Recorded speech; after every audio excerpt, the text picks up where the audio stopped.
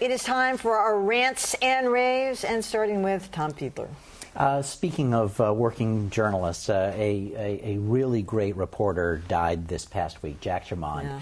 Yeah. He used to refer to himself jokingly as the fat man in the middle seat because he traveled all the time, and he was well known for both his prodigious appetite and his prodigious reporting. But what Jack Sherman did, I, as a young reporter, and then as I matured, maybe I didn't mature, but as I grew older, over 6 campaigns, he was always someone I think that I would have wanted to model myself, because he was always the one who was out there doing real hard interviewing, talking to real people.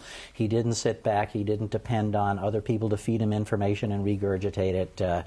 He was a shoe leather reporter and one of the very best, and I think there are too few of that kind anymore. I think he'll be missed. You know, one thing I didn't know about him that I found from reading the obits was that he was an ardent advocate of horse race coverage of political campaigns. Oh, yeah, yeah. Arguing that if you just tried to cover policy and the issues, no one would read your coverage.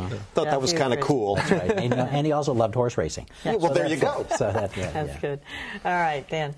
I have a rave for the Washington Post, which today published a very massive and important story on mistakes made by the NSA in implementing its own policies in its surveillance programs. It's latest exclusive based on the revelations of Edward Snowden, written by a former Washington Post reporter, Barton Gellman, who still writes for the Post quite a bit. That would be enough of a rave, but what I'm really raving about is that Gellman agreed to allow the White House to review quotes that he got from the NSA's representative, John DeLong, in a 90-minute interview. But he said, look, we're not going to doctor the quotes, but we'll agree to review in return for getting this. The White House said you can't use any of these quotes, but here's his statement. And what the Washington Post and Barton Gellman and editor Marty Barron did was they ran the statement, but they explained the whole thing and exactly how it came into being. A very unappetizing look at the sausage-making process, and I give them credit for showing it to us. All right, Adam, what do you got? I have what I'm going to term a quick reflection on a objection voiced by a juror in the Whitey Bulger trial after the verdict came in. In an interview with Boston.com, this juror complained that on social media there had been a lot of sort of hectoring and mocking of the jurors, that they took as long as they did to reach the verdict that they did.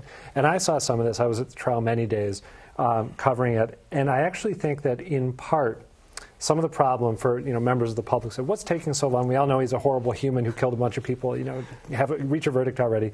I'm not sure the media explained the complexities of the case against him as well as it could have, and I very much include myself in that. I mean, this was, we all know Bulger did horrible things, that the weight of evidence was overwhelming from the get-go, but the case itself was very complex.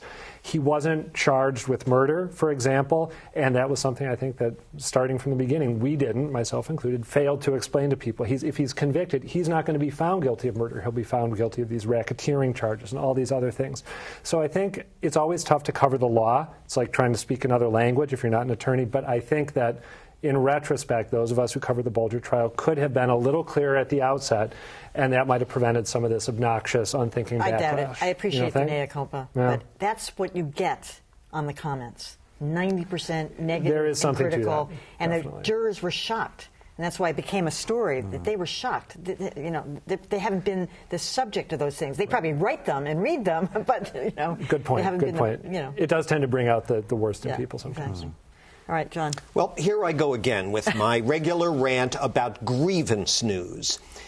Sort of non-stories that get blown up, thrown on the Drudge Report or wherever else, or the Huffington Post, and excite partisans of one political viewpoint or another and fuel their dark fantasies.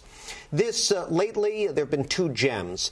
The story about the idiot at a rodeo somewhere out in Big Sky country who had an Obama mask on, and there was much sport, derogatory jokes about the president in connection with this.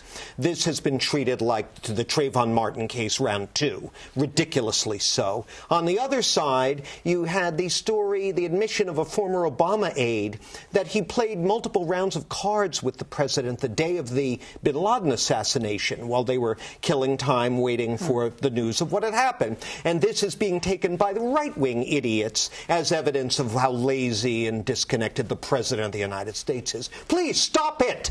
Just stop it, both of you.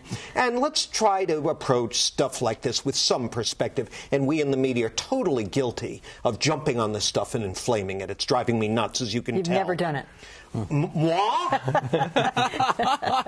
All right, well, since you started there, I'm going to pick up from there, because my rant is against the Republican National Committee, which today announced that it doesn't want to have any debates aired by either CNN or NBC. And in fact, they want the moderators to be Sean Hannity or Rush Limbaugh, because they understand the platform and the issues and, the passion of the Republican Party. This is a party that is seeking, to broaden its horizons, to be more inclusive instead of exclusive, bring Latinos and a diverse community into its party. And here they are saying that they should shut it down. And in fact, ABC might be in the group too. And this is the party saying it. Well, there may be an underlying agenda here. It's also been reported that the Republican National Committee desperately wants to cut down on the number of primary As well debates they might. Time. They thought it killed them. Oh, it killed them last time. Too much exposure. All right, one final quick rant. Today, the New York Post, can you believe this, fired the guy who wrote the infamous headline. Oh, yes. Topless body found. Headless body found in topless bar. The guy's been working there for 40-odd years. 40 Headless very body. odd years. They decapitated him. They decapitated him today, and he was actually pretty funny about it. Yeah. Good luck to him. Vincent Musati, maybe there's a job for you here. All right, that's it for Beat the Press Monday in Greater Boston, an encore presentation of our Right of Way series. Why is it so hard for cars and bikes to share the roads? And how do we make our streets safe for everyone? It's our Right of Way series. That's Monday at 7. I'm Emily Rooney. Thanks for watching.